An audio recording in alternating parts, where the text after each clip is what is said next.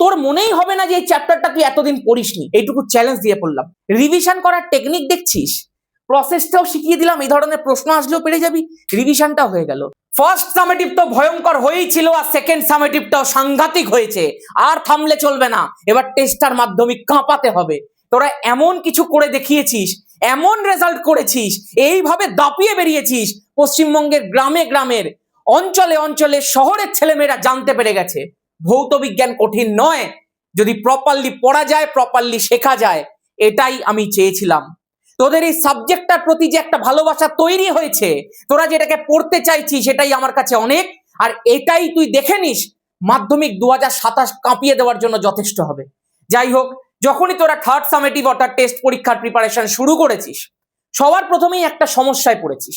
দাদা, সেকেন্ড সামেটিভের সব পড়া তো রেডি, কিন্তু যেগুলো ফার্স্ট সামেটিভের সময় পড়েছিলাম সেই পড়াগুলো একটু একটু ভুলে গেছি। চ্যাপ্টারগুলো মোটামুটি মনে আছে, এক্সপ্লেনেশন গুলো পড়তে গিয়ে মনে হচ্ছে এই জায়গাটা একটু রিভিশন করে নিলে ভালো হতো। তার জন্যই আমি শুরু করেছি একটা নতুন সিরিজ, বিগ ব্যাং 10, যেখানে প্রত্যেকটা চ্যাপ্টার থেকে আমি নিজে সিলেক্ট করে মাত্র 10টা প্রশ্ন আনবো, যে 10টা প্রশ্ন করে নিলে তোর ওই চ্যাপ্টারটা মাথার মধ্যে আবারও একবার গেঁথে যাবে, এবং তোর মনেই হবে না যে এই চ্যাপ্টারটা তুই এতদিন পড়িসনি। এইটুকু চ্যালেঞ্জ দিয়ে পড়লাম। আজকে আমাদের প্রথম যে ক্লাসটা বিগ ব্যাং 10-এর, সেখানে আমরা গ্যাসের আচরণ ডিসকাস করব। আমি মোট 10খানা প্রশ্ন এনেছি, এবং এমন এমন প্রশ্নগুলোকে সিলেক্ট করেছি যেগুলো করে নিলে গল্প শেষ হয়ে যাবে। চল, আর একদম সময় না নষ্ট করে শুরু করা যাক। হ্যালো এন্ড ওয়েলকাম সবাইকে আমার ইউটিউব চ্যানেল অ্যাডভেঞ্চার একাডেমির আরো একটা নতুন ভিডিওতে। আমি তোমাদের মেন্টর সৈকত দাস। শুরু করি। প্রথম প্রশ্নটাই দেখ, বলে দিয়েছে বয়েলের সূত্র থেকে পিভিপি V1/P লেখচিত্র অঙ্কন করো। তোর মনে হতে পারে, দাদা এই লেখচিত্রগুলো তো আমি ইজিলি মুখস্থ করে সেবারে লিখে দিয়েছিলাম, এগুলোর কি কোনো আবার টেকনিক আছে? একদম আছে ভাই, এগুলো মুখস্থ করার জিনিসই নয়, এগুলো বুঝে নিতে হবে। আর এই লেখচিত্রের মাধ্যমেই তোকে পুরোটা আমি রিভিশন করাবো, দেখতে থাক। এই দেখ, বয়েলের সূত্র লেখা রয়েছে, এবং তোকে আমি একটা কথা জাস্ট মনে করিয়ে দিই। এই গ্যাসের আচরণ চ্যাপ্টারটা যখন আমি তোকে প্রথমবার শিখিয়েছিলাম, তখন বলেছিলাম এন্টায়ার চ্যাপ্টারটা মাত্র 4টে রাশির উপরে নির্ভর করে। একটা হচ্ছে গ্যাসের চাপ, একটা হচ্ছে গ্যাসের আয়তন, একটা হচ্ছে গ্যাসের উষ্ণতা, সেটা সেলসিয়াসে হোক কিংবা সেটা কেলভিনে হোক, আরেকটা হচ্ছে গ্যাসের ভর, যেটাকে আমরা ডাব্লু দিয়ে লিখি। তোকে আমি বারবার করে বলেছিলাম, যে কোনো দুটোর মধ্যে যদি সম্পর্ক থাকে তাহলে বাকি দুজন ধ্রুবক থাকবে, যদি 3 জনের মধ্যে সম্পর্ক থাকে তাহলে বাকি একজন ধ্রুবক থাকবে। মানে যেগুলোর মধ্যেই সম্পর্ক থাক না কেন, সেইটা বাদ দিয়ে বাকিগুলোকে তুই ধ্রুবক লিখবি। যখন ভি আর টি এর মধ্যে সম্পর্ক, তখন পি আর ডাব্লিউ ধ্রুবক। যখন পি আর ভি এর মধ্যে সম্পর্ক, তখন টি আর ডাব্লিউ ধ্রুবক। বললাম আচ্ছা দাদা, বয়েলের সূত্রে বেশ কার কার মধ্যে সম্পর্ক ছিল আমি একটু ভুলে গেছি। আমি বলছি তাহলে মনে করে দেখ সেই ব্যাপারটা। তুই মাধ্যমিক দিচ্ছিস, তুই সমাজে যখনই বেরোবি, রাস্তায় বেরোচ্ছিস, কোনো বিয়ে বাড়িতে যাচ্ছিস, হ্যাঁ তুই মাধ্যমিক দিবি না? তুই রাস্তায় বেরিয়েছিস, হ্যাঁ তুই মাধ্যমিক দিবি না? তুই ফোন ঘাঁটছিস, হ্যাঁ তুই মাধ্যমিক দিবি না? তুই কচুরি খেতে এসছিস, হ্যাঁ তুই মাধ্যমিক দিবি না? তুই জামা কিনতে এসছিস, আরে মাধ্যমিক দেবো বলে কি সব ছেড়ে দেবো? মানে যখনই আমরা মাধ্যমিক দিই, সমাজ আমাদের উপর একটা প্রেশার ক্রিয়েট করে, আর যখনই কোনো কিছুর উপরে চারিদিক থেকে প্রেশার আসছে, তখন তার আত্মবিশ্বাসটা আস্তে আস্তে আস্তে আস্তে ছোট হয়ে যাচ্ছে। সবাই আমাকে চাপ দিচ্ছে, মানে যত চাপ দেওয়া হচ্ছে তত আত্মবিশ্বাসের ভলিউমটা কমে যাচ্ছে। মানে দাদা, প্রেশার বাড়লে আয়তন কমে, তার মানে ব্যস্তানুপাতিক সম্পর্ক। আরে এটাই তো বয়েলের সূত্র। পি আর ভি এর মধ্যেই তো সম্পর্ক, প্রেশার আর ভলিউমের মধ্যেই তো সম্পর্ক। কি সম্পর্ক দাদা? ব্যস্তানুপাতিক সম্পর্ক। এই তো তুমি শিখিয়েছিলে, একটা উপরে থাকলে আর একটা নিচে থাকবে, এটাই তো ব্যস্তানুপাতিক। এবং সেটা কখন? পি আর ভি এর মধ্যে সম্পর্ক যখন টি আর ডাব্লিউ ধ্রুবক, মানে গ্যাসের উষ্ণতা আর গ্যাসের ভর ধ্রুবক। তাহলে লিখবো কি করে? প্রথমে ধ্রুবক গুলোকে লিখবো। স্থির উষ্ণতায় এটা ধ্রুবক দেখিয়ে দিলাম, নির্দিষ্ট ভরের ডাব্লু ধ্রুবক দেখিয়ে দিলাম। তারপরে কোনো গ্যাসের আয়তন, এই যে আয়তন, তার উপর প্রযুক্ত চাপের সাথে ব্যস্তানুপাতে পরিবর্তিত হয়। এই যে তার উপর প্রযুক্ত চাপের সাথে ব্যস্তানুপাতে পরিবর্তিত হয়। এবার দাদা তুমি শিখিয়েছিলে যে এইটাকে যদি আমরা সমানুপাতিক চিহ্নটাকে যদি তুলি, তাহলে একটা ধ্রুবক কে আসে। এই কেটাকে অবশ্যই লিখতে হবে কে সমানুপাতিক ধ্রুবক। তাহলে এখান থেকে তুমি কোনাকুনি গুণ করে পেয়েছিলে পিভি ইকুয়াল টু ধ্রুবক। এবং তুমি এখান থেকে বহু জিনিসপত্র শিখিয়েছিলে যে চাপ আর আয়তন পরিবর্তিত হলেও পিভির মানটা সব সময় কিন্তু ধ্রুবকই থাকছে। একদমই তাই। এইবার এখান থেকে আমাদের সেই P1 V1 P2 V2 সমস্ত কিছু করে দেওয়া যায়, কিন্তু লেখচিত্রগুলো কি করে আনে? দেখ, আমি তোদেরকে একটাই কথা বলবো, যদি কোনো তুই ব্যস্তানুপাতিক সম্পর্ক দেখিস কখনো, যে কোনো যদি তুই ব্যস্তানুপাতিক সম্পর্ক দেখিস, মনে রাখবি সেই লেখচিত্রটা হবে সমপরাবৃত্ত। যদি কখনো দেখিস সমানুপাতিক সম্পর্ক রয়েছে, তাহলে মনে রাখবি সেই লেখচিত্রটা হবে মূল বিন্দুগামী সরল রেখা। এগুলো কিন্তু আমরা আমাদের ফাউন্ডেশন ব্যাচের মধ্যেও পুরো শিখিয়েছিলাম, ওয়ান শট যেটা করেছিলাম তার মধ্যেও বলেছিলাম, এখন ধামাকা ব্যাচও শেখাবো। মূল বিন্দুগামী সরল রেখা, এই তো হচ্ছে ব্যাপার। আর এই লেখচিত্রটা কিভাবে করতে হয় সেটাও তোকে দেখাবো। দেখ একটুখানি মন দিয়ে শোন, এইটুকু ইনফরমেশন তোর কাছে এখন রয়েছে। তুই আমাকে বল, প্রথম লেখচিত্রটা হচ্ছে পিভি লেখচিত্র। দাদা লেখচিত্রের একটা সিম্পল রুল তুমি আমাদেরকে শিখিয়েছিলে না? আলো কি রে? না, যেটা প্রথমে থাকবে, আচ্ছা প্রথমে তুই লেখচিত্রটা তৈরি তো কর, তৈরি করলাম। এবার যেটা প্রথমে রয়েছে সেটাকে ওয়াই অ্যাক্সিস বরাবর দিতে হয়, যেটা দ্বিতীয় রয়েছে সেটাকে এক্স অ্যাক্সিস বরাবর দিতে হয়। আমি বললাম আচ্ছা আচ্ছা তুই কার কার মধ্যে লেখচিত্র করছিস? না দাদা চাপ আর আয়তনের মধ্যে করছি। চাপ আর আয়তনের মধ্যে কি সম্পর্ক? দাদা ব্যস্ত সম্পর্ক। আর তুমি কি বললে একটু আগে, ব্যস্ত সম্পর্ক হলে সমপরাবৃত্ত করতে, তাই তো? তাহলে আমি একটু সমপরাবৃত্ত করি, কেমন দেখতে হয় বেশ সমপরাবৃত্ত? এই এমনি দেখতে হয়। একদম, তার মানে এই লেখচিত্রটা এটাই হবে। দাদা এটা কেন হবে? Very good question. ধর আয়তনের ভ্যালু এখানে আছে, আয়তনের ভ্যালু ধর এইটা। আমি যদি বলি এই আয়তনের করেসপন্ডিং চাপ কোনটা হবে, তাহলে তুই কি করবি? লেখচিত্র পর্যন্ত এটাকে বাড়িয়ে দিবি, তারপর এর করেসপন্ডিং চাপটাকে তুই এইভাবে বার করবি, মানে এখানটায় আছে। এবার আমি তোকে বললাম একটু আয়তনটাকে বাড়িয়ে দে তো, তাহলে আয়তনটা একটু বেড়ে গেল, বেড়ে গিয়ে এই বরাবর গেল, কারণ এই বরাবর তো আয়তন, তাহলে এখানটা আয়তন হলো। এবার এর করেসপন্ডিং চাপ, আচ্ছা মানে আয়তনটা যখন বাড়ছে চাপটা তখন কমছে। যখন আয়তন এখানে তখন চাপ এখানে, যখন আয়তন এখানে তখন চাপ এখানে, আয়তন বাড়লো চাপ কমলো, দ্যাটস ওয়াই এটা ব্যস্তানুপাতিক সম্পর্কের লেখচিত্র। দাদা দ্বিতীয়টা কি হবে? আমি বললাম দ্বিতীয়টার আগে 3 নম্বরটা শেখাই, V1/P লেখচিত্র। প্রথমে একটু লেখচিত্রটা তৈরি করি। এবার তুইও জানিস আমিও জানি যে এখানটায় V হবে আর এখানটায় 1/P হবে। একদম। দাদা একটু মনে করে দেখো তো। কি রে, একটু আগে লিখলাম না V প্রপোর্শনাল টু 1/P? হ্যাঁ হ্যাঁ, ব্যস্তানুপাতিক বোঝানোর জন্য V আর P ব্যস্তানুপাতিক। দাদা যখন আমাদেরকে পিভি বলে দিয়েছিল, মানে যখন এই যে ধরো V আর এই যে ধরো P ছিল, একজন ওপরে আছে একজন নিচে আছে, মানে ব্যস্তানুপাতিক ছিল, ওই জন্যই আমরা সমপরাবৃত্ত করলাম।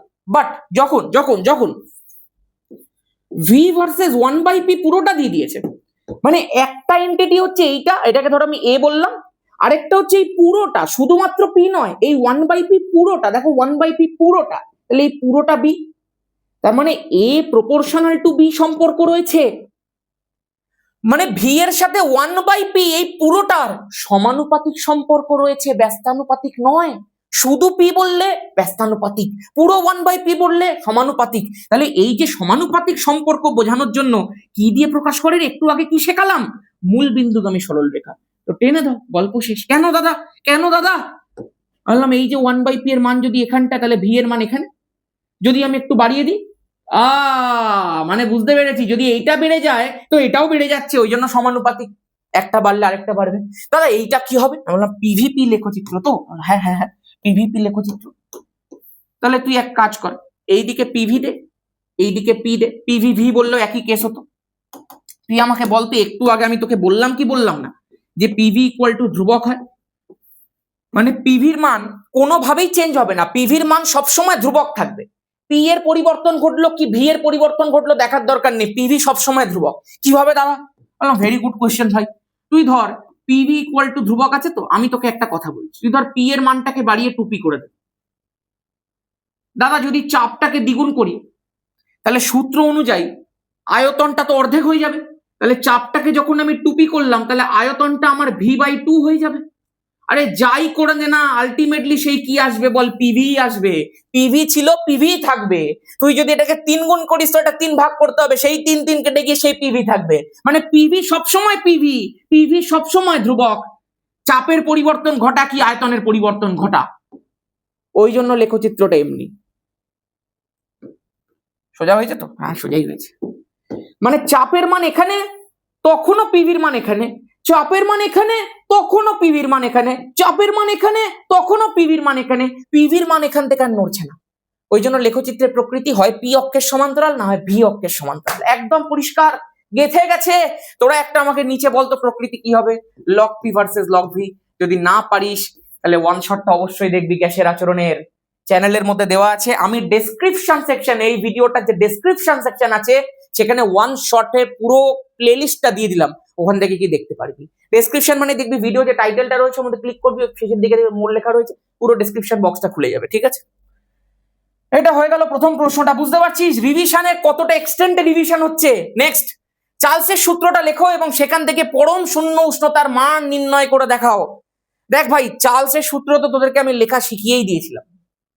তোরা তো চার্লসের সূত্রের এই যে পুরো ডেফিনেশন বলবো না, সূত্রটা আছে সেটা তো জানিস। দাদা আমি কিন্তু একটু ভুলে গেছি। না এইটা তো বহুবার পড়েছি, এটাকে আমাকে মুখস্থ করতে বললাম এক্ষুনি মুখস্থ করে লিখে দেবো, কিন্তু এটা বলতে কি চাইছে বেশ একটু ভুলে গেছি। বললাম আচ্ছা চল দেখি কি বলতে চাইছে। আমি বলবো তুই প্রথমে একবার এটাকে একটু রিড কর। কি রিড করব? স্থির চাপে নির্দিষ্ট ভরের কোনো গ্যাসের উষ্ণতা প্রতি 1 ডিগ্রি সেন্টিগ্রেড বৃদ্ধি বা হ্রাসের জন্য, আচ্ছা গ্যাসের 0 ডিগ্রি সেন্টিগ্রেড উষ্ণতায় যে আয়তন থাকে তার 1/273 অংশ যথাক্রমে বৃদ্ধি বা হ্রাস পায়। আমি দাদা বুঝলাম বৃদ্ধি করলে বৃদ্ধি হবে, হ্রাস করলে হ্রাস হবে, ওই জন্য যথাক্রমে লেখা আছে। আর কি বুঝলি? বাকিটা ভুলে গেছি। চল একটুখানি মন দিয়ে দেখ। আমি ধরে নিই 0 ডিগ্রি সেন্টিগ্রেড উষ্ণতায় কোনো একটা গ্যাসের আয়তন হচ্ছে V0। তুই কি এইটুকু বুঝতে পারছিস যে পুরো সূত্রটা আয়তনের সাথে একটা উষ্ণতার সম্পর্ক দিয়ে দিয়েছে? আয়তন আর উষ্ণতার সম্পর্ক মানে চার্লসের সূত্র। এবার তুই বল 4টে রাশি ছিল পি, ভি, টি আর ডাব্লিউ। যদি আয়তনের সাথে উষ্ণতার সম্পর্ক থাকে তাহলে চাপ আর ভরটা ধ্রুবক থাকে। ওই জন্যই দেখ স্থির চাপে নির্দিষ্ট ভরের কথাটা লেখা রয়েছে। এবার দাদা কি করে পুরো সূত্রটাকে আমি একটু বুঝবো? আমি বললাম দেখ তো ভাই, 0 ডিগ্রিতে তুই আয়তনটাকে V0 ধরেছিস। আমি বললাম তুই জাস্ট 1 ডিগ্রি সেন্টিগ্রেড উষ্ণতা বৃদ্ধি কর, মানে 0 থেকে 1 কর, তাহলে আয়তনটা কত হবে? V1 হবে। বললাম আচ্ছা V1 হবে। এই V1টার ভ্যালু বলতো, ভ্যালু। দাদা V1 এর ভ্যালুটা কি করে বলবো? আমি বললাম সেটার জন্যই তো তোর চার্লসের সূত্র লাগবে। দেখ বলে দিয়েছে যদি 1 ডিগ্রি সেন্টিগ্রেড আমরা বৃদ্ধি করি তাহলে গ্যাসের 0 ডিগ্রিতে যে আয়তনটা ছিল সেটা তো থাকবেই। মানে আমার কাছে আগে এতটা গ্যাস ছিল, 0 ডিগ্রিতে আয়তন ছিল V0, আমি তাকে একটু উষ্ণতা দিলাম বাইরে থেকে, সেটা একটু এক্সপ্যান্ড করে গেল, একটু বেড়ে গেল, মানে যেটা 0 ডিগ্রিতে ছিল সেটা তো আছেই, বাড়লো এক্সট্রা কতটা সেটাই বার করলে V1 বেরিয়ে যাবে। তাহলে আমি এক কাজ করি, যেটা আগে ছিল, যেটা আমার আছে V0 সেটা লিখলাম। এবার বাড়বে কত না 0 ডিগ্রি সেন্টিগ্রেড উষ্ণতায় যে আয়তন থাকে, এই যে আয়তন থাকে তার মানে এর মানে একটা গুণ, মানে দাদা V0 যেটা ছিল সেটা থাকবেই, এবার তার উপরে বাড়বে কতটা না V0-র 1/273 অংশ, এটাই বলতে চাইছে।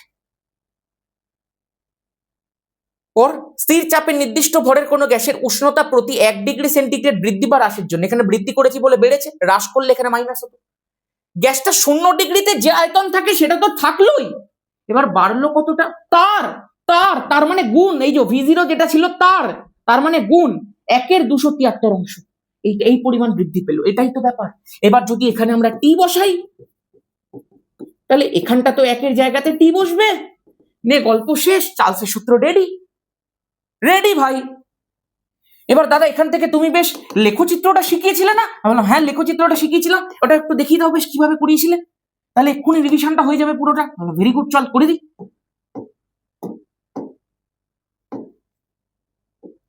এরকম ভাবে একটু এইদিকে টানতে হতো, মনে পড়ছে? এবার দাদা তুমি বলেছিলে এটা y = c + mx এর রুল মেনে চলে, এটা আমরা কিন্তু শিখে নিয়েছিলাম সবকিছু ওয়ান শট থেকে বা ফাউন্ডেশন ব্যাচ থেকে, এবার ধামাকা ব্যাচও শেখাবো। দাদা এই দেখো ভিটির সঙ্গে টি এর প্লট করতে দিয়েছে, তাহলে ভিটি আমরা এইদিকে বসাবো আর টি আমরা এখানটায় বসাবো, একদম পরিষ্কার।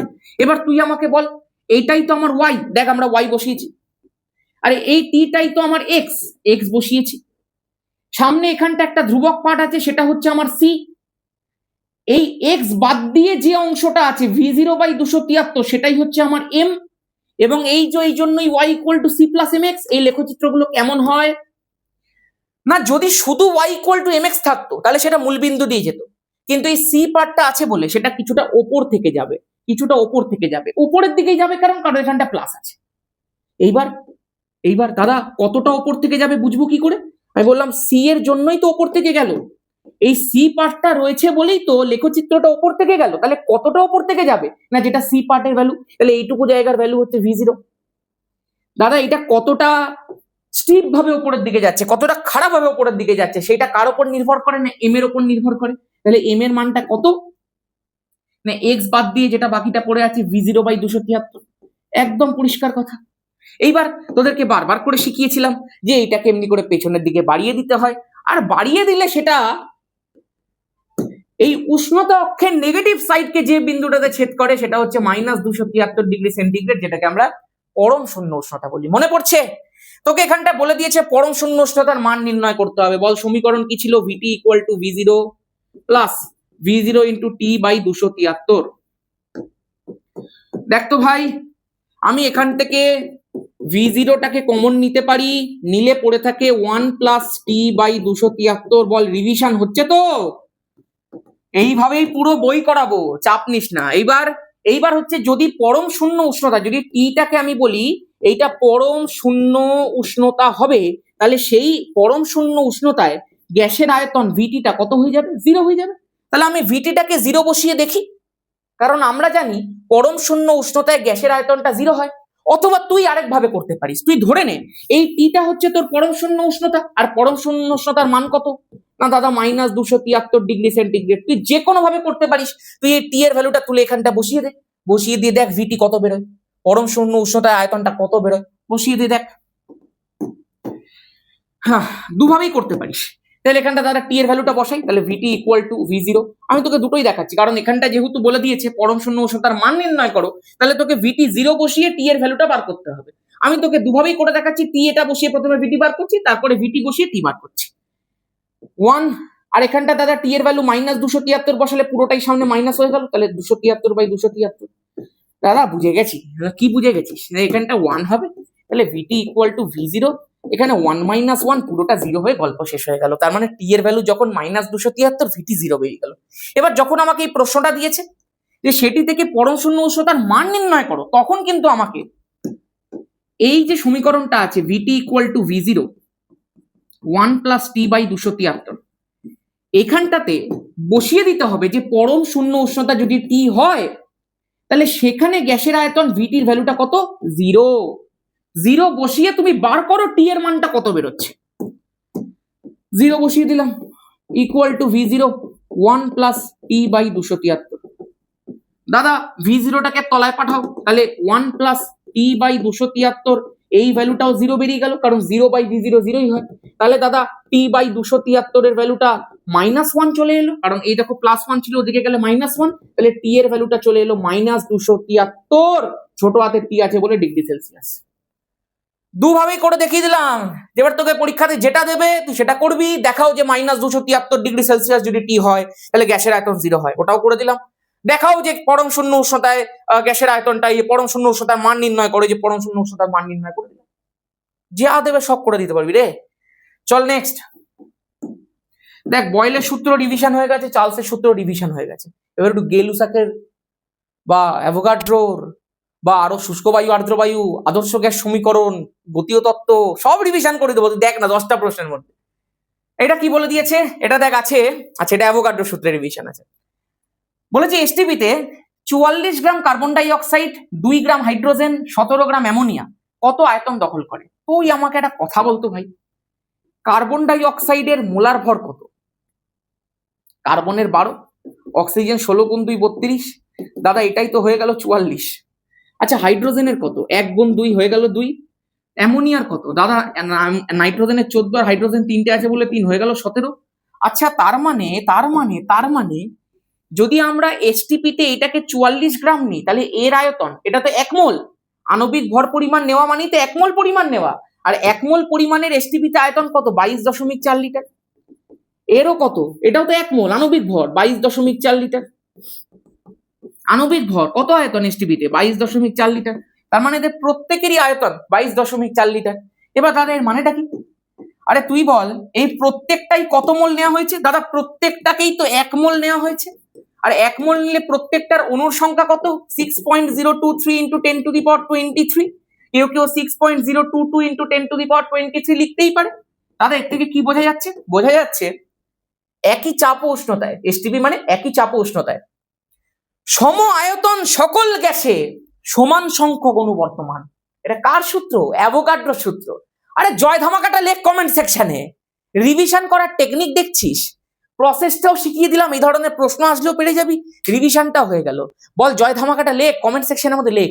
আর যদি কেউ চাস এমনি করেই পুরো চ্যাপ্টার গুলোকে শিখে এইভাবে রিভিশন করে এলএকিউ লেখার টেকনিক শিখে এমসিকিউ ভিএসএকিউ এর প্রিপারেশন করে এসএকিউ এর প্রিপারেশন করে টেস্ট পরীক্ষা মাধ্যমিক পরীক্ষার জন্য অঙ্কগুলো শিখে কাঁপিয়ে দিতে, তাহলে আমি বলবো এডভেঞ্চার একাডেমির সাথে সাথে ধামাকা ব্যাচের মধ্যে চলে আয়। অলরেডি তোদের প্রচুর বন্ধু বান্ধব চলে এসেছে, হয়তো তো স্কুলের অর্ধেকজন চলে এসেছে, তোকে বলছে না, এমনিও হতে পারে।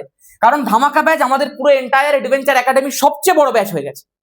এতদিন আমার 11 কেমিস্ট্রি ব্যাচটা ছিল, এবার ধামাকা ব্যাচ হয়ে গেছে। কাঁপিয়ে দিয়েছে, মানে ছেলেমেয়েরা কাঁপিয়ে দিয়েছে। আমি তোকে বলছি শোন, ফিজিক্যাল সায়েন্স যেভাবে কাঁপবে 2027 মাধ্যমিকে ইমাজিন করতে পারছিস না। আচ্ছা, ধামাকা ব্যাচে ভর্তি হবো কি করে? এই ভিডিওর ডেসক্রিপশন সেকশনে ব্যাচে ভর্তি হওয়ার পদ্ধতির একটা সেপারেট ভিডিও করে দিয়েছি। অ্যাপের লিঙ্কটা দেওয়া আছে, অ্যাপ প্রত্যেকে ডাউনলোড করবি ভাই, অ্যাপটা ডাউনলোড করে রাখ। অ্যাপের মধ্যে যখন তখন কিছু না কিছু আমি দেবো, অ্যাপটা ডাউনলোড করে রাখ প্রত্যেকে। অ্যাপ ডাউনলোড করবি, রেজিস্টার করে নিবি নিজের মোবাইল নাম্বার দিয়ে, যেই নাম্বারটা তোর কাছে সবসময় থাকে, যেটা দিয়ে তুই ক্লাস করতে পারবি সেটা দিয়ে। ওখানে দেখবি নিচে ভর্তি হওয়ার পদ্ধতি বলে দেওয়া আছে, ভর্তি হওয়ার পদ্ধতি দেখে পুরো অ্যাপ থেকে তুই করে নিতে পারবি রেজিস্টার। অ্যাপটা ডাউনলোড করবি প্রত্যেকে। অ্যাপের মধ্যে বিশেষ কিছু দেবো আমি, ঠিক আছে? চ এবার এমনি হতে পারে তোদের এই যে ক্লাসগুলো হচ্ছে সেগুলোকে সব অ্যাপের মধ্যে পর একটা সুন্দর চ্যাপ্টার ওয়াইজ সব করে করে দিয়ে দিলাম। এনার প্ল্যান আছে আর কি। আর তারপরে যদি কেউ ডেসক্রিপশন সেকশনের মধ্যে খুঁজে না পাস, খুঁজে পাবি অবশ্যই ডেসক্রিপশনের মধ্যে। এখন ইউটিউবে পিন কমেন্টটা করা যাচ্ছে না, জানি না কেন। যদি কেউ এইভাবেও ভর্তি না হতে পারি, যদি কেউ এইভাবেও বুঝতে না পারি যে কি করে ভর্তি হবো, তাহলে তুই 9330860364 এই নম্বরটার মধ্যে ক্লাস 10 অ্যাডমিশন বলে মেসেজ কর। আমি তোকে ভর্তি হওয়ার পুরো পদ্ধতি পাঠিয়ে দেবো, ঠিক আছে? শুধু হোয়াটসঅ্যাপই করবি কিন্তু, হ্যাঁ হোয়াটসঅ্যাপেই মেসেজ করবি, ব্যাস এই হচ্ছে পুরো প্রসেস। আর ওখানে যা করানো সেগুলো সব আমরা টেস্টার মাধ্যমিকের স্টাডি প্ল্যানটার মধ্যে অলরেডি বলে দিয়েছি, তোরা সেগুলো সব জানিস। ওকে, আর স্টাডি প্ল্যানটারও লিঙ্ক আমি ডেসক্রিপশনে প্রথমেই দিয়ে দিলাম। ব্যাস আর কিছু বলবো না নতুন করে, বাকি ক্লাস তো শুরুই হচ্ছে। আজকেই মনে হয় প্রথম ক্লাস আছে ধামাকা ব্যাচ। চ, আর যদি কেউ পরেও ভর্তি হোস তাহলেও বলছি কোনো অসুবিধা নেই, সব ক্লাস থাকবে। ফিস কত? এখন ভর্তি হলে ওয়ান টাইম তোকে পে করতে হবে 799। কিন্তু যদি তুই রাখির দিন ভর্তি হোস, যেটা 15 আগস্টেও ছিল, রাখি মানে হচ্ছে 27 আর 28 আগস্টে যদি ভর্তি হোস, সেখানে একটা 150 টাকার কুপন পাবি, যেখানে এক টাইম তোকে মাত্র 649 টাকা পে করলেই ব্যাচটা আনলক হয়ে যাবে। এই কয়েকদিনের মধ্যে যা ক্লাস হবে, যা নোটস দেওয়া হচ্ছে সব থাকবে ব্যাচের মধ্যে, কোনো চিন্তা নেই। 649 ওয়ান টাইম পে করলেই তোমার কাছে মাধ্যমিক অব্দি ব্যাচটা আনলক হয়ে যাবে। আর এখনো করতে পারি 799 পে করলেই হয়ে যাবে, ঠিক আছে? নেক্সট, আদর্শ গ্যাস সমীকরণটা প্রতিষ্ঠা করতে বলেছে। ভাই তুইও জানিস, আমিও জানি। প্রথমেই বয়েলের সূত্র, আমি বারবার করে বলছি, শুধুমাত্র বয়েলের সূত্র লিখবি না। প্রথমে তো অবশ্যই খাতার মধ্যে হেডিং করবি আদর্শ গ্যাস সমীকরণ, আন্ডারলাইন করলি। তারপর প্রথমেই লিখলি বয়েলের সূত্রানুযায়ী, বলে ডিরেক্ট সমীকরণ লিখবি না, প্রথমে বয়েলের সূত্রটা একটু লিখে দিবি। লিখে দেওয়ার পর কোনটা কি, গ্যাসের আয়তন কোনটা ধরছিস, চাপ কোনটা ধরছিস, সব কিন্তু লিখবি। লেখার পর তুই লিখলি ভি প্রপোর্শনাল টু 1/p, যেখানে এগুলো ধ্রুবক।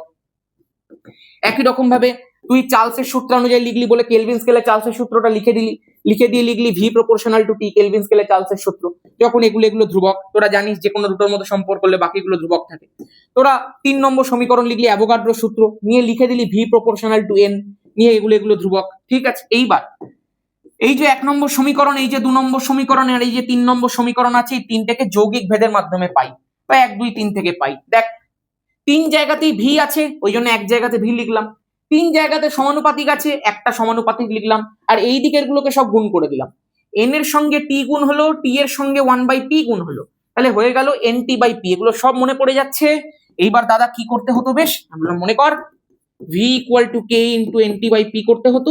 তাহলে দাদা এখান থেকে pv = nkt হয়ে যেত, এবং তারপরে লিখতে হতো এই ধ্রুবকটা রসায়ন বিদ্যায় বিশেষ গুরুত্বের জন্য k = r ধরা হয়, যেখানে rটা হচ্ছে সার্বজনীন গ্যাস ধ্রুবক। তাহলে pv = nRT প্রতিষ্ঠা হয়ে গেল, সিম্পল কেস। চার্লস বয়েলের মিলিত সূত্র বললেও তুই এখন পারবি, একই process, p1 v1 t1 p2 v2 t2, সব পারিস। p1 v1/t1 সমীকরণটা প্রতিষ্ঠা আগে করতে দিত, এরকম ভাবে বলতো pv/t = ধ্রুবক প্রতিষ্ঠা করতে। এখনো কিন্তু দিতে পারে, ঠিক আছে।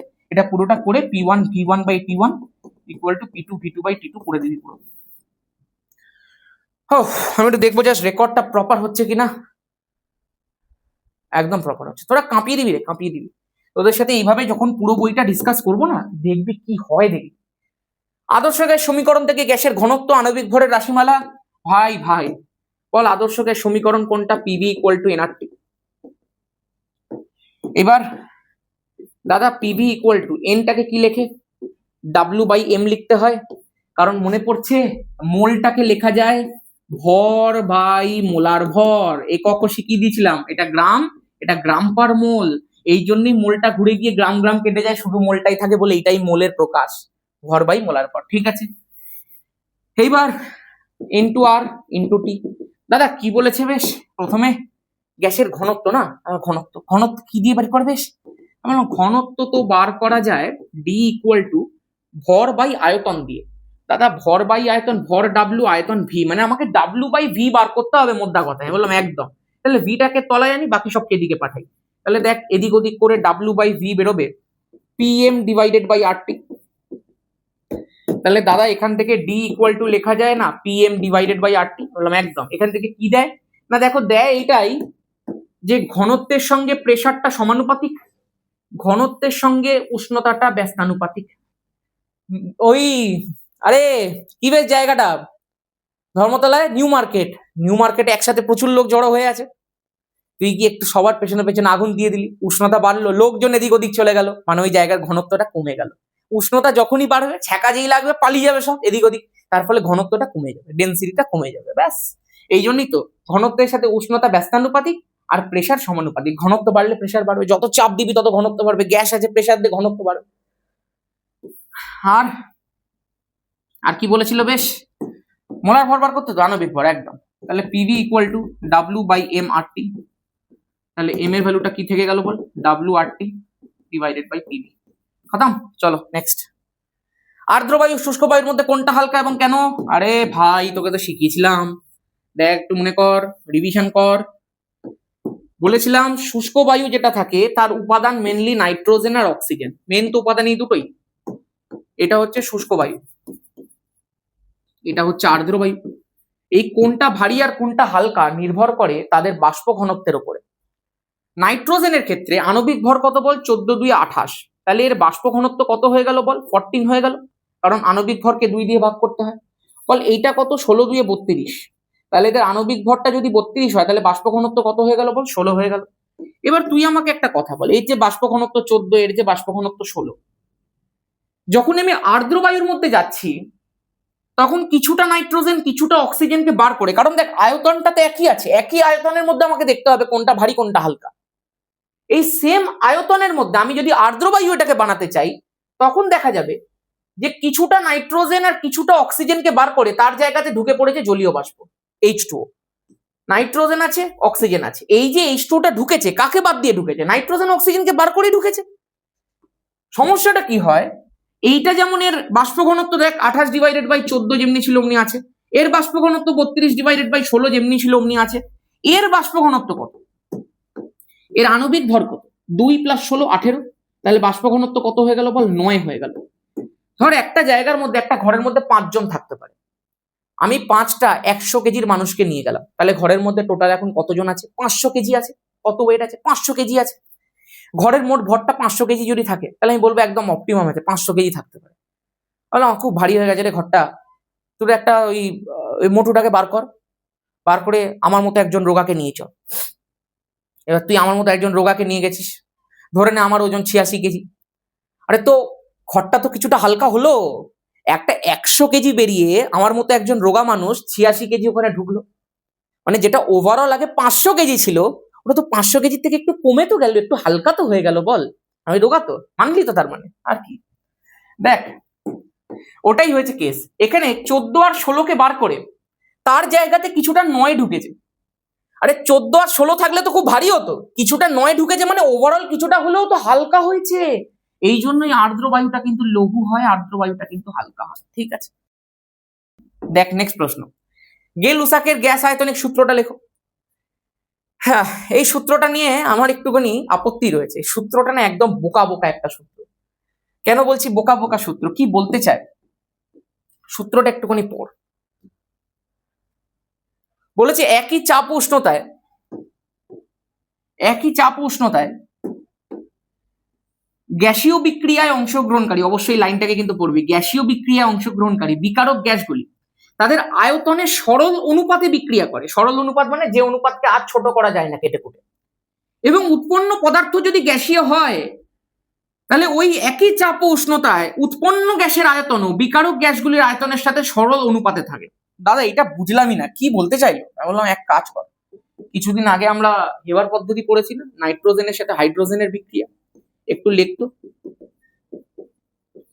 দাদা লিখলে কি হয়, বেশ অ্যামোনিয়া তৈরি হয়, অ্যামোনিয়াও একটা গ্যাস। আমি বললাম হ্যাঁ, একটু ব্যালেন্স ফ্যালেন্স করে দে ভাই। দাদা এখানে 3 আছে, এখানে 2 আছে, তুমি ব্যালেন্স শিখিয়েছিলে 2 আর এখানে 3, এখানে 3 এখানে 2 বসালে 6 হয়ে গেল। এখানে দেখো নাইট্রোজেন 2 আছে, এখানে 2 আছে। আমি বললাম একদম। আচ্ছা সামনে যেটা রয়েছে এখানে 1 লেখা আছে। এইবার বল নাইট্রোজেন আর হাইড্রোজেনের অনুপাতটা কত আছে? আয়তনের অনুপাত 1:3 আছে। এটা একটা সরল অনুপাত তো, ওটাই বলতে চাইছে। গ্যাসীয় বিক্রিয়ায় অংশগ্রহণকারী বিকারক গ্যাসগুলি তাদের আয়তনের সরল অনুপাতেই বিক্রিয়া করছে। দেখ সরল অনুপাতে বিক্রিয়া করছে, আর কি ছোট করা যাচ্ছে? করা যাচ্ছে না। এবার বলেছে উৎপন্ন পদার্থ যদি গ্যাসীয় হয়, এটা কি গ্যাসীয়? একদম গ্যাসীয়। তাহলে এর আয়তনটাকে দেখ তো কত হয়, 1:3। এবার এর আয়তন কত, 2। দেখ তো এটাও কি একটা সরল অনুপাত? একদমই তাই, বলে দিয়েছে। দেখ উৎপন্ন পদার্থ গ্যাসীয় হলে ওই একই চাপ ও উষ্ণতায় উৎপন্ন গ্যাসের আয়তনও বিকারক গ্যাসগুলির আয়তনের সাথে সরল অনুপাতে থাকে। দেখ এটাকেও আর কেটে ছোট করা যাচ্ছে না, কাটাও যাচ্ছে না, এটাও সরল অনুপাত, এটাই বলতে চেয়েছে। এখানে দেখ জল দিয়ে দেখিয়েছে 1:2, এটা সরল অনুপাত। যাই হোক, বুঝে গেছিস। আর এর মান, একক, মাত্রা সব বার করতে বলেছে। দেখ আমরা জানি পিভি ইকুয়াল টু এনআরটি হয়, তাহলে আর ইকুয়াল টু লেখা যায় পিভি ডিভাইডেড বাই এনটি। এবার তুই আমাকে বল, আমি যদি তোকে জিজ্ঞাসা করি যেটা তো প্রেসার আছে, প্রেসার, আর এটা তো ভলিউম আছে, আরে তুই আমাকে বলতো ভাই এই প্রেসার আর ভলিউমকে একসাথে গুণ করলে কি আসে? দাদা কি আসে মানে? আমি বললাম মাত্রা দিয়ে বার কর, মাত্রা দিয়ে। দাদা প্রেসারের মাত্রা হচ্ছে ml-1 T-2। আমি বললাম আচ্ছা প্রেসারের মাত্রা এটা। দাদা প্রেসারের মাত্রাটা এলো কি করে? প্রেসার মানে বল বাই ক্ষেত্রফল। বলের মাত্রা কি ছিল? ml-T-2, ভর গুণ ত্বরণ, বলের মাত্রা ছিল, ডিভাইডেড বাই ক্ষেত্রফল, ক্ষেত্রফল মানে L²। দাদা এল দিয়ে একটা এল কাটলো, তাহলে পড়ে থাকলো ml-1 T-2। হ্যাঁ হ্যাঁ তুমি ঠিক লিখেছো, ঠিক লিখেছো, ml-1 T-2, এটা প্রেসারের মাত্রা আছে। আচ্ছা ঠিক লিখেছি। তার মানে ইনটু কি আছে বল, ভি, ভি মানে L3। যখনই আমি গুণ করছি l-1 আছে, L3 আছে, তার মানে হয়ে গেল L² আর পড়ে থাকলো T-2। দাদা চেনা চেনা লাগছে, কোথায় দেখেছিস রে?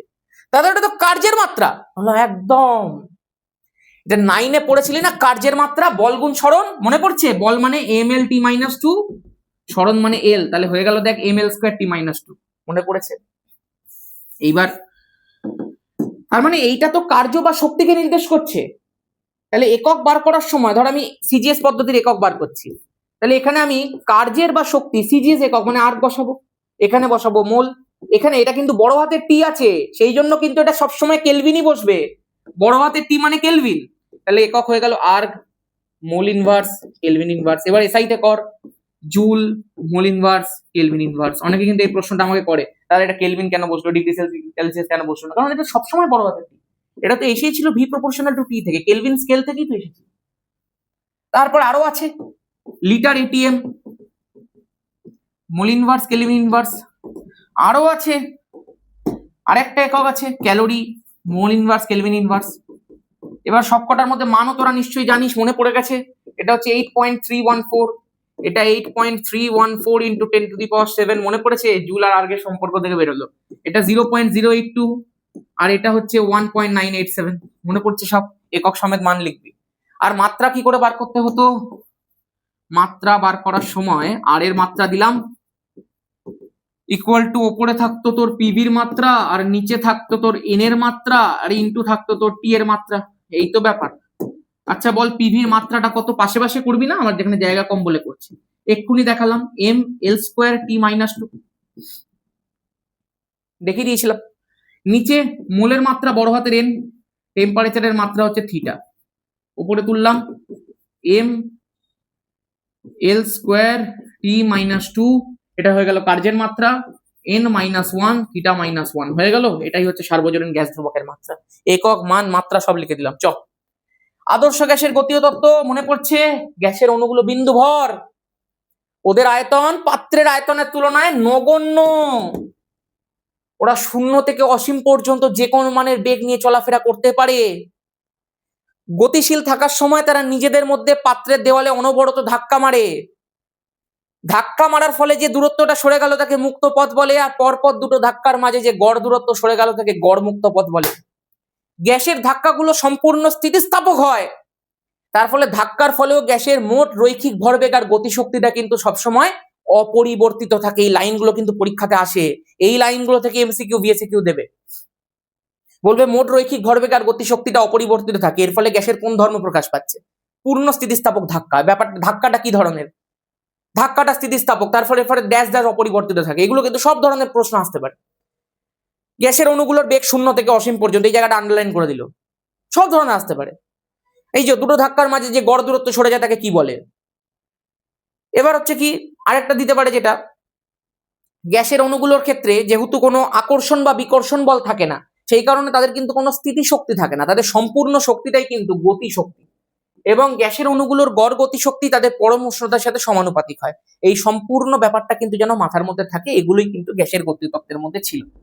লাস্ট প্রশ্ন দেখবি, আদর্শ গ্যাসের মতো আছে, বাস্তব গ্যাসের মতো আছে। বাস্তব গ্যাস আদর্শ গ্যাসকে মেনে চলছে না, ওরা বলছে আমরাই আসল গ্যাস, আদর্শ গ্যাসটা একটা কল্পনা মাত্র। এটা সত্যি। বাস্তব গ্যাসগুলো কিন্তু কিছু কিছু কন্ডিশনে আদর্শ গ্যাসের মতো আচরণ করে। তোরা নিচে কমেন্ট করতো কোন কোন কন্ডিশনে। এবার দাদা, এই বাস্তব গ্যাসগুলো আদর্শ আচরণ থেকে কেন বিচ্যুতি প্রদর্শন করে, কেন মেনে চলে না? আর মেনে চলে না তার দুটো কারণ আছে। একটা হচ্ছে বাস্তব গ্যাসের একটা সসীম আয়তন আছে। এই যে কথাটা বলেছিল না যে আদর্শ গ্যাসগুলোর আয়তন পাত্রের আয়তনের তুলনায় নগণ্য, এই কথাটা বাস্তব গ্যাসরা মানতে পারেনি। বলছে আমাদের একটা নির্দিষ্ট আয়তন আছে, আমরা যে পাত্রের মধ্যে রাখি সেই পুরো আয়তনটা আমরা দখল করে নিই। আবার আমাদের আয়তন পাত্রের থেকে নগণ্য, এটা কি করে হতে পারে? সুতরাং এই পয়েন্টটা আমরা মানবো না, আমাদের একটা সসীম আয়তন আছে। এই জিনিসটা নিয়ে ওরা ধর্নায় বসলো এবং বললো আমরা আদর্শ গ্যাস হতে চাই না। 2, আন্তঃআণবিক আকর্ষণ। দেখবি আজকালকার দিনে পরিবারগুলোর মধ্যে তেমন মিল থাকে না, কিন্তু আগেকার দিনে কিন্তু প্রচুর মিল থাকতো। বাস্তব গ্যাসগুলো সেই আগেকার প্রথাটাকে মেনে চলে। আদর্শ গ্যাস হচ্ছে এখনকার দিনের, ধর কারোর সাথে কারোর একটু কিছু হলেই ব্যাস মুখ দেখা দেখি বন্ধ। আগেকার দেখবি বন্ধুদের মধ্যে ঝগড়া হতো, মারামারি হতো, আবার পরের দিন একসাথে ফুটবল খেলতো সবাই। এখনকার দিনে বন্ধুদের মধ্যে ইগো ব্যাপারটা বেড়ে গেছে, যেটা একদম ঠিক নয়। সেমনি তোকে একটুখানি মেনে চল বিষয়টাকে, যে বাস্তব গ্যাসগুলো হচ্ছে এই আন্তঃআণবিক আকর্ষণটাকে খুব প্রেফার করে। ওরা বলছে আমাদের মধ্যে প্রচুর মিল আছে, আমাদের অণুগুলোর মধ্যে খুব স্ট্রং অ্যাট্রাকশন ফোর্স আছে, আমরা একে অপরের সাথে একদম শক্তপোক্তভাবে জড়িত। কি করে প্রমাণ করবে? না, আমাদেরকে চাপ দিলে আমরা তরলে পরিণত হয়ে যাই। তরলে পরিণত হই মানে কি? অণুগুলোর মধ্যে আকর্ষণ আছে বলেই তো তরল হই। ব্যাপারটা বুঝতে পারছিস? কিন্তু আদর্শ গ্যাসের ক্ষেত্রে কি বলা হয়েছিল? ওদের মধ্যে কোনো আকর্ষণ বিকর্ষণ বল নেই। ওরা মানতে পারলো না, বাস্তব গ্যাসটা মানতে পারলো না, বললো আমাদের মধ্যে আকর্ষণ রয়েছে, আমরা মানছি না, এসব মানবো না। এই দুটো কারণের জন্য বাস্তব গ্যাসগুলো আদর্শ আচরণ থেকে বিচ্যুতি প্রদর্শন করে দিল, ওরা মানলো না ওদের সমীকরণটা। তার ফলে আদর্শ গ্যাসের যে সমীকরণটা আছে পিভি ইকুয়াল টু এনআরটি, ওটাকে বাস্তব গ্যাসরা মানলো না, ওদের একটা নতুন সমীকরণ তৈরি হলো, P plus N square A by V square V minus N B equal to NRT. Class 11 কেমিস্ট্রিতে এইটা নিয়ে বিরাট কিছু করাবো। এই চ্যাপ্টারটা রয়েছে পদার্থের গ্যাসীয় অবস্থার মধ্যে, এই পুরো বিষয়টা করাবো। মানে একটা ফাটাফাটি ব্যাপার। এই আদর্শ গ্যাসের বাস্তব গ্যাসের পুরো একদম ডিটেল একটা অ্যানালিসিস শিখবি, যে বাস্তব গ্যাসগুলোর কার্ভ গুলো কেমনি হয়, কিভাবে একটা কিছুটা প্রথমে নামে উঠছে, এগুলো হেভি জিনিস লাগবে, ফাটাফাটি ব্যাপার, সকল শেখাবো এইসব। আপাতত তোর কাছে যা ছিল, যেগুলো রিভিশন করা ছিল সব শিখিয়ে দিলাম তোকে, আশা করছি ভালো লেগেছে, সবাই খুব ভালো করে পড়েছিস। এইভাবেই প্রত্যেকটা চ্যাপ্টার 10টা করে কোয়েশ্চেনের মাধ্যমে তোর সামনে নিয়ে আসবো, এবং এইরকম ভাবেই তোর রিভিশনটা হবে। আজকের মতো এখানেই, সবাই ভালো থাকিস, সুস্থ থাকিস। আর যদি কেউ চাস নেক্সট চ্যাপ্টারটাকে সাজেস্ট করতে, তাহলে নিচে অবশ্যই কমেন্ট কর যে নেক্সট চ্যাপ্টার এটা দাও। আজকের মতো এখানে টাটা, জয় ধামাকা।